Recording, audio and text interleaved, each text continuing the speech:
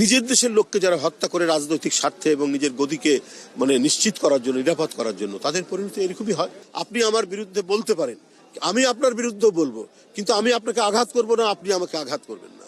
এইটাই হচ্ছে গণতন্ত্রের মূল চেতনা। গত 15 বছরের স্বৈর শাসনের মানে অবধারিত ফসল সেটা অবশ্য ওদের কোনো নেতাকে জিজ্ঞেস করলে ভালো হতো। তা আমি মনে করি এবং জনগণও মনে করে যে অবশ্যই অনিবার্য পরিণতি। এত অত্যাচার করেছে মানুষকে, এত এত নিষ্ঠুরতা দেখিয়েছে, এত রক্ত ঝরিয়ে নিজের দেশের লোকদেরকে। বিএনপি কি অন্য দেশের কোন রাজনৈতিক দল? বিভিন্ন পেশাজীবী সংগঠন যারা কাজ করেছে তারা কি অন্য দেশের পেশাজীবী সংগঠন?